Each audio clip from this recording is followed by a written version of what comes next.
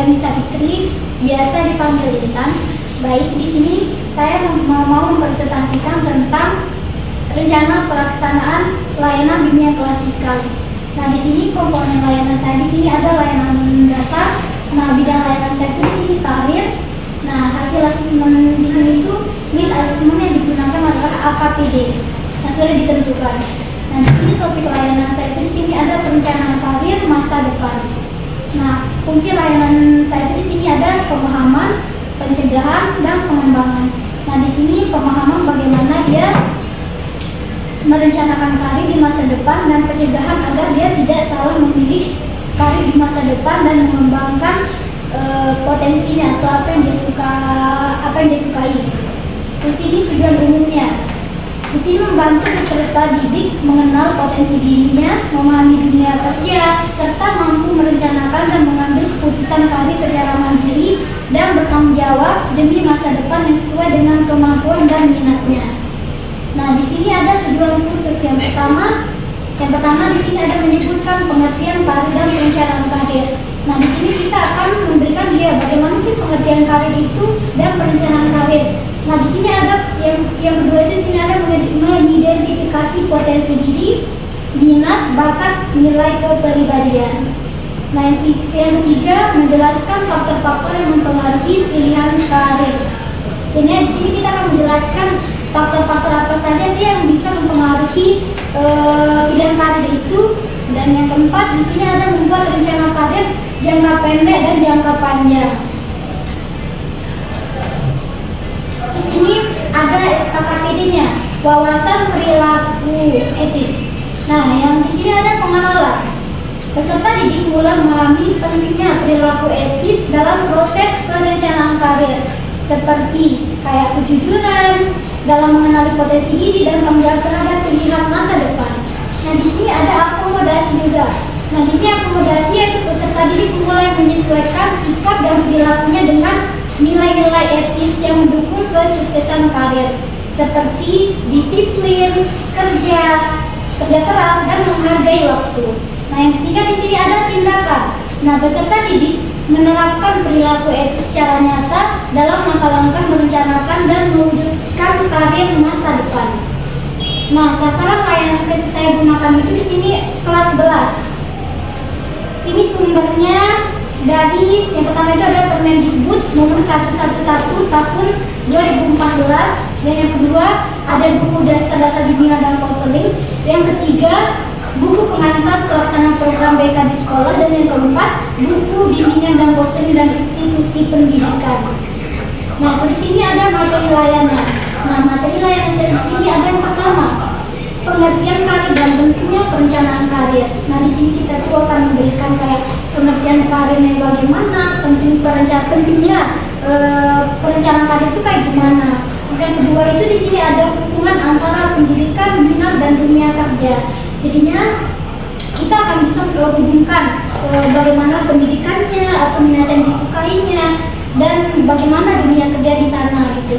Terus yang ketiga di sini ada langkah-langkah menyusun perencanaan karir. Bagaimana dia itu bisa mengenal diri, mengenal peluang, menetapkan tujuan, membuat rencana tindakan. Di sini ada waktu. Nah, saya memilih di sini 2 kali pertemuan, terus 45 menit. Jadinya 1 kali pertemuan itu sekitar 45 menit lah ya. Terus sini ada metode atau tekniknya. Sini saya tuh menggunakan metodenya itu atau teknik itu di sini yang pertama ada diskusi kelompok, karena kita akan membagi kelompok terhadap peserta didik gitu. Di sini kita juga membuat ada tanya jawab dan refleksi diri. Di sini ada media alat.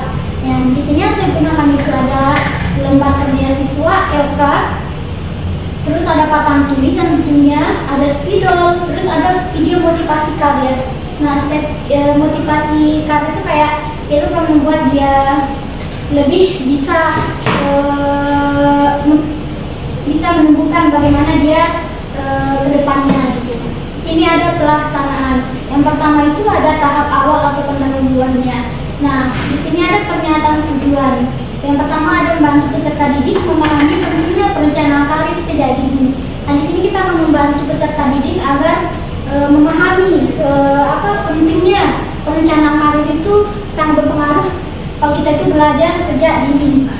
Terus yang kedua itu ada yang mendorong siswa mengenali potensi diri, minat dan bakat yang dimilikinya. Terus yang ketiga ada menumbuhkan motivasi untuk merancang cita-cita dan langkah karir di masa depan.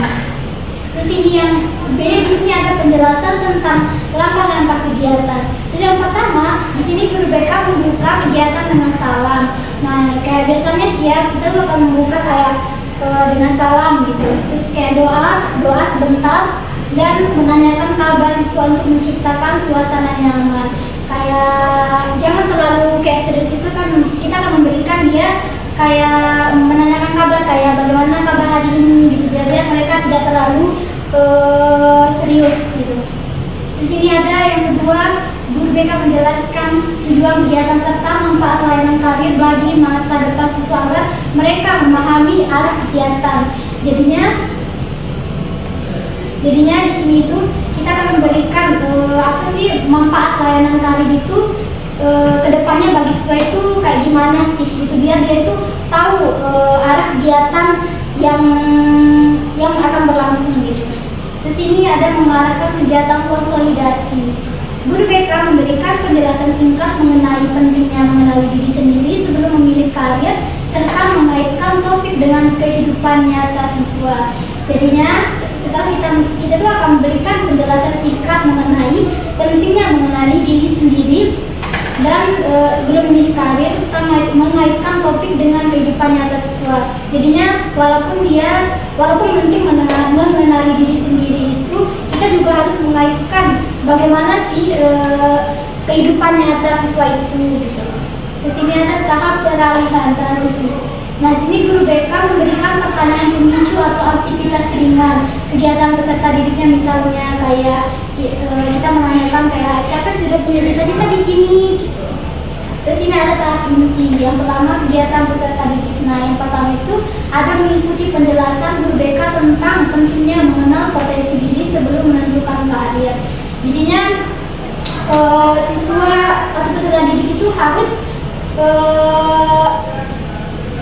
harus mengenal dulu potensi dirinya itu sebelum menentukan karir gitu. Yang kedua itu di sini ada siswa mengisi lembar kerja berisi identifikasi minat, bakat, kepribadian dan cita-cita. Kayak contohnya di lembar kerja itu berisi kayak apa pekerjaan impianmu gitu. Terus kayak apa yang kamu sukai dan apa yang kamu mau kuasai gitu.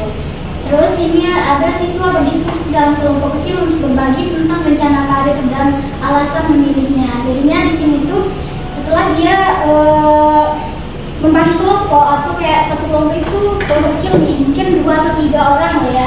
Jadi mereka itu akan berbagi tentang kayak rencana karirnya itu kayak gimana sih, terus alasan memilihnya itu karena apa gitu. Terus yang keempat sini ada siswa menyimpulkan hasil diskusi dan menuliskan rencana karir jangka pendek. Misalkan kayak jangka pendeknya itu misalkan kayak melanjutkan kuliah di bidang apa gitu. Terus dan jangka panjangnya itu misalkan profesi yang dia ingin capai kayak gitu.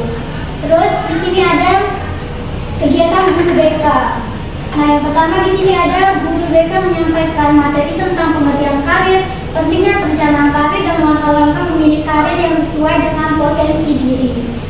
Terus yang kedua di sini guru mengarahkan siswa untuk mengisi lembar kerja serta memberikan bimbingan dan contoh konkret agar siswa memahami setiap langkahnya. Terus yang ketiga itu di sini guru memfasilitasi diskusi kelompok, mengamati keaktifan siswa dan membantu siswa yang kesulitan memahami potensi dirinya. Jadinya di sini guru BK juga akan mengikuti diskusi kelompoknya itu kayak cuma kayak dia tuh mau tahu kayak pengamatan siswanya itu kayak gimana sih gitu. Apakah dia mengerti atau bagaimana gitu. Nah, jadinya dia tuh bisa membantu peserta itu yang merasa sulit, dia juga bisa membantunya memahami potensi diri gitu. Terus yang keempat di sini ada guru memberikan umpan balik dan klarifikasi, menegaskan kembali pentingnya kesesuaian antara kemampuan, minat dan pilihan karir. Terus ini ada tahap penutup. Yang pertama di sini guru BK dan siswa bersama-sama menyimpulkan hasil kegiatan layanan, terutama tentang pentingnya mengenali potensi diri dan merencanakan karir. Jadinya saat sudah selesai itu di sini guru BK dan siswa itu perlu menyimpulkan hasil kegiatan yang sudah dia yang sudah mereka ikuti kegiatan itu, kayak bagaimana sih pentingnya mengenali potensi diri dan merencanakan karir gitu. Terus yang kedua di sini ada siswa menyampaikan pendapat, kesan atau perasaan terhadap kegiatan yang telah diikuti untuk mengetahui tingkat pemahaman dan keterlibatan mereka. Terus yang ketiga di sini ada guru BK memberikan penguatan dan motivasi, mendorong siswa agar terus semangat mengembangkan potensi serta mencapai cita-cita masa depan. Karena kan siswa itu butuh diberikan kayak motivasi gitu, biar dia tuh ada dorongan gitu, biar dia tuh nggak males buat membuat rencana bagaimana sih di masa depannya gitu. Terus yang keempat di sini ada guru BK menutup kegiatan dengan doa dan salam penutup. Kayak seperti biasa, doa dulu ya, baru penutupan, baru salam gitu, serta memberikan arahan tidak lanjut untuk pertemuan berikutnya. Terus ini ada evaluasi. Nah, yang pertama evaluasi proses. Nah, guru BK atau konselor melakukan evaluasi dengan memperhatikan proses yang terjadi. Nah, yang pertama di sini kesiapan guru BK dalam menyusun dan melaksanakan kegiatan layanan sesuai rencana. Terus yang kedua di sini ada partisipasi aktif siswa selama kegiatan, seperti kayak bertanya, menjawab, dan berdiskusi. Terus yang ketiga, kesesuaian langkah-langkah kegiatan dengan tujuan layanan yang telah ditetapkan. Jadinya langkah-langkah yang kegiatan atau layanan sudah mereka lakukan itu harus ditetapkan, tidak bisa diubah-ubah lagi gitu. Di sini ada kondisi dan suasana kegiatan berjalan dengan tertib, kondusif, dan interaktif antara guru dan siswa. Terus evaluasi hasil. Nah, evaluasi hasil dengan instrumen yang sudah disiapkan antara lain yang pertama di sini siswa mampu menjelaskan kembali kayak pengertian dan pentingnya perencanaan karir. Terus yang kedua itu sini siswa dapat mengenali potensi dirinya, di mana minat dan bakat yang dimilikinya gitu. Terus yang ketiga itu di sini ada siswa mampu menyusun rencana karir jangka pendek dan jangka panjang dengan realistis gitu. Terus yang keempat di sini ada siswa menunjukkan sikap positif, percaya diri dan memotivasi untuk mencapai cita-cita di masa depan.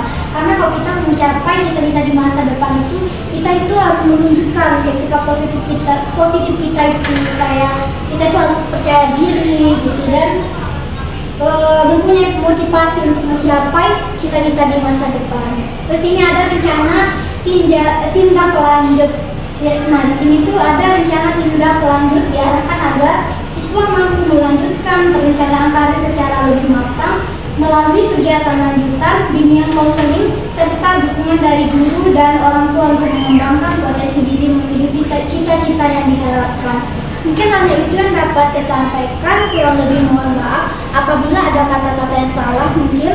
Terima kasih, mungkin hanya itu. Assalamualaikum warahmatullahi wabarakatuh.